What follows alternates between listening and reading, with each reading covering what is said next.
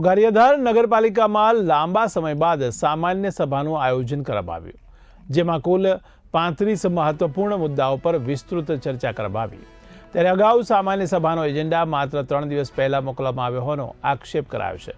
તો વિપક્ષ દ્વારા આ આક્ષેપ કરવામાં આવ્યો હતો. ત્યારે આ મુદ્દે ઉદ્ભવેલા વિવાદને ધ્યાનમાં રાખીને આજે ખાસ સામાન્ય સભા બોલાવવામાં આવી હતી. ત્યારે સભામાં મીનાબેન બારૈયાના અધ્યક્ષસ્થાને યોજવામાં આવી હતી. તો સત્તા પક્ષના તમામ સભ્યો પણ ઉપસ્થિત રહ્યા હતા, જ્યારે વિપક્ષના 3 સભ્યો ગેરહાજર રહ્યા હતા. તો વિપક્ષે અગાઉ માંગણી કરી હતી કે સામાન્ય સભા નિયમ મુજબ પ્રમુખના અધ્યક્ષ સ્થાને યોજવી જોઈએ, જેને અનુસંધાને આજે નિયમસર બેઠક યોજાઈ હતી. તો સભા દરમિયાન એજન્ડામાં સમાવાયેલા 35 મુદ્દાઓ પર ચર્ચા કરવામાં આવી હતી. તો દરેક મુદ્દા પર ચર્ચા દરમિયાન વિપક્ષે પોતાનો વિરોધ નોંધાવ્યો હતો.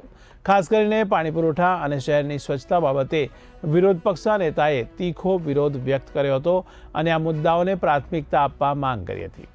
તો સભાની કાર્યવાહી પૂર્ણ થઈ હોવા છતાં સામાન્ય સભાની પ્રોસિડિંગ્સની નકલ તાત્કાલિક આપવામાં નહોતી, જેને લઈને પણ ચર્ચા ઉઠી છે. ત્યારે હવે આવનારા દિવસોમાં કયા મુદ્દાઓને અંતિમ મંજૂરી મળે છે અને તેનો અમલ કેવી રીતે થાય છે તે પણ જોવાનું રહેશે. નગરપાલિકામાં સત્તાપક્ષની બહુમતી હોવાને કારણે મોટાભાગના મુદ્દાઓ પસાર થવાની શક્યતા વ્યક્ત કરવામાં આવી રહી છે. તેમ છતાં શહેરના સર્વાંગી વિકાસ માટે લેવાયેલા નિર્ણયો કેટલા અસરકારક સાબિત થાય છે તે સમય જ બતાવશે.